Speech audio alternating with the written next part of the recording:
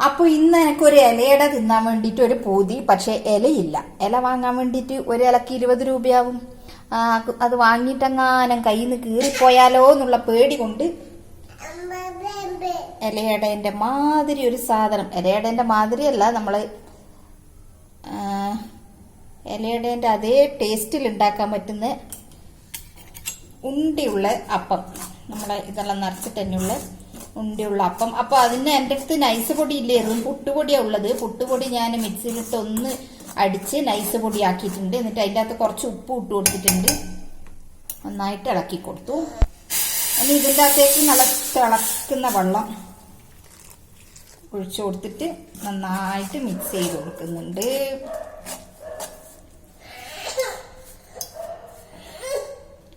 Background music കേൾക്കുന്നത് എൻ്റെ മോളുടേതാണ്.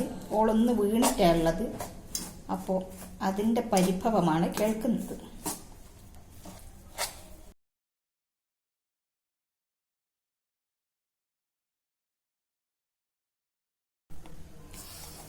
അപ്പോൾ ചൂട് ചെറിയതായിട്ടൊന്ന് കുറഞ്ഞ സമയത്ത് ഞാനിങ്ങനെ കൈകൊണ്ട് നന്നായിട്ട് മിക്സ് ചെയ്ത് കൊടുക്കുന്നുണ്ട്. ഓക്കെ, ഇത് കറക്റ്റ് പാകം തന്നെ ആയിട്ടുണ്ട്. ഇനിയിപ്പം ഇതങ്ങ് റെസ്റ്റ് ചെയ്യാൻ വേണ്ടിയിട്ട് വെക്കും. ഇതൊന്ന് റെസ്റ്റ് ചെയ്യാൻ വെച്ചിട്ടാണ് ഇപ്പം നല്ല സോഫ്റ്റ് ആയിട്ട് വരും. അത് കാരണം റെസ്റ്റ് ചെയ്യാൻ വെക്കും. ഓക്കെ, അപ്പൊ ഇതിവിടെ വെച്ചിട്ട് നമ്മൾ കളിക്കാൻ പോവുകയാണ്. നമ്മൾ താഴെ കളിക്കാൻ പോകുന്നു അല്ലേ സോനു? ഇനി വന്നിട്ടാകുമ്പോ ഉണ്ടാക്കുക. ഓക്കെ, അപ്പൊ ഇത് ഉണ്ടാക്കാനുള്ള തേങ്ങ ചിരവാണ്. ഞാൻ സാധാരണ തേങ്ങ ചിരവിയിട്ട് സൂക്ഷിച്ച് വെക്കുക ചെയ്യുക, ഫ്രീസറിൽ വെക്കുക ചെയ്യുക. പക്ഷെ ഇതിന് അത് രസം ഉണ്ടാവില്ല. ഫ്രഷായിട്ട് തേങ്ങ ചിരവിയാല് അതിൻ്റെ ടേസ്റ്റ് ഉണ്ടാവും.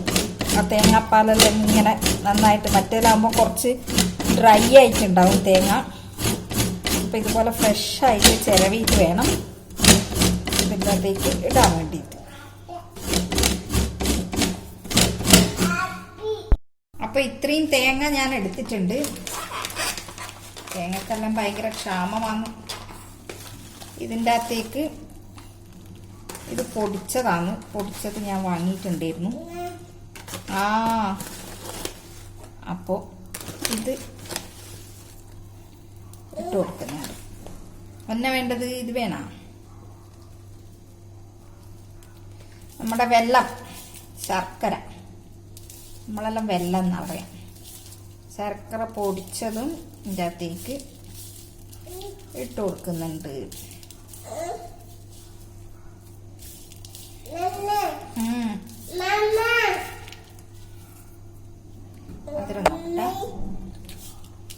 ഓക്കെ,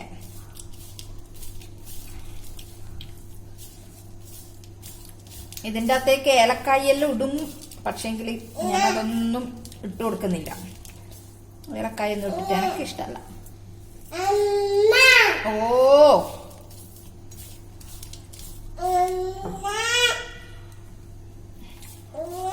ഓക്കെ,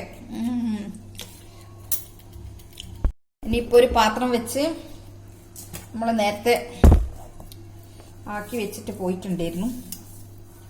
അത് കുറച്ച് ഇതുപോലെ ഇങ്ങനെ വെള്ളം നനച്ചു കൊടുക്കുന്നുണ്ട്. എന്നിട്ട് കുഞ്ഞി കുഞ്ഞി ബോൾസ്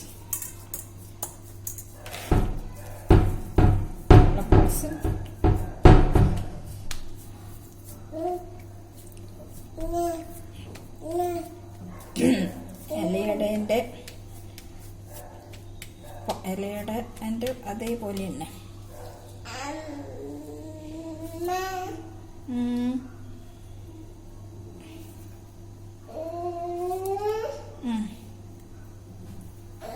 എന്നിട്ട് ഇങ്ങനെ മൂടിക്കൊടുക്കുക.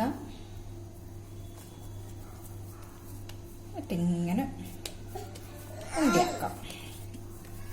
ഇത് കുറച്ച് വലിയതായിപ്പോയി, ഇത്രയും വലിയത് വേണ്ട.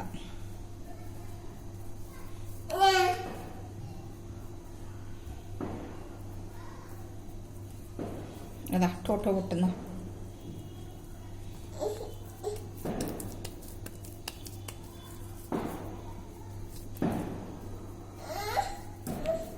ഓക്കെ, ഇതാ ഇങ്ങനെ ഓരോന്നും ആക്കിയിടും. അപ്പോൾ ഇതെല്ലാം റെഡിയാക്കി വെച്ചിട്ടുണ്ട്. വൻ ചിലവാണ് ഇതിന്. അരമുറി തേങ്ങയാണ് ഇതിനു വേണ്ടി ഞാൻ എടുത്തത്. ഞാൻ ഒരു തേങ്ങ ഒരാഴ്ചയെല്ലാം എടുക്കലുണ്ട്. ഇവിടെ തേങ്ങക്കെല്ലാം വൻ ക്ഷാമാണ്, അത് കാരണം. അപ്പോൾ ഇഡ്ഡലിത്തട്ടിൽ വേവിക്കാൻ വേണ്ടി വെച്ചിട്ടുണ്ട്. ഇവിടെ ഇഡ്ഡലിത്തട്ടിന് വേറെ സെപ്പറേറ്റ് വേവിക്കാൻ മാത്രമുള്ള പാത്രമൊന്നുമില്ല. ഇഡ്ഡലിന്റെ ഇതിൻ്റെ അകത്ത് തന്നെ വെച്ചോളുക. അപ്പോൾ ഓരോ കുഴിയിലും ഓരോന്ന് എന്ന രീതിയിൽ വെക്കാം. പക്ഷെ എന്നാലും കുറച്ചുകൂടി ഉണ്ടാവും. ഓരോ കുഴിയിൽ ഓരോന്ന് വെച്ചാലും ബാക്കി ഉണ്ടാവും. നമ്മൾ 3 ആൾക്കാരേ ഉള്ളൂ, എന്നാലും ആക്കുമ്പം കുറച്ചധികം ആയിപ്പോയതാണ്. വേണമെന്ന് വിചാരിച്ചിട്ടല്ല, പൊടി ആക്കിയത് കുറച്ചധികമായിപ്പോയി. പിന്നെ അത് വെറുതെ കളയാൻ കഴിയില്ലല്ലോ എന്ന് വിചാരിച്ചിട്ട് രാത്രിക്കല്ലേ, അപ്പോൾ നാളെ രാവിലെ എല്ലാം കഴിക്കാം. അപ്പോൾ ഇങ്ങനെ ഇഡ്ഡലി തട്ടിലോട്ട് വെച്ചിട്ടുണ്ട്. ഇതെല്ലാം ഇനി വേവുമ്പം ഒട്ടിപ്പിടിക്കോന്നൊരു സംശയമുണ്ട്. ഇല്ലായിരിക്കും. ഇവിടെയെല്ലാം വെച്ചു കൊടുക്കാം.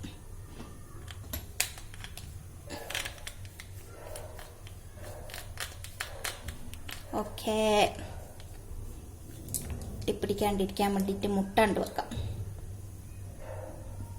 ഓക്കെ, ഇനി മൂടി വെച്ച് വേവിക്കാം.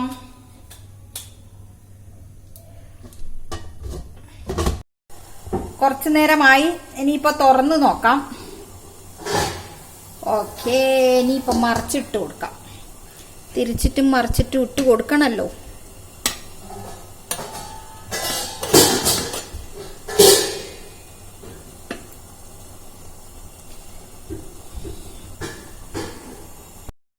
അപ്പൊ നമ്മളെ ഉണ്ട റെഡി ആയിട്ടുണ്ട്. കണ്ട,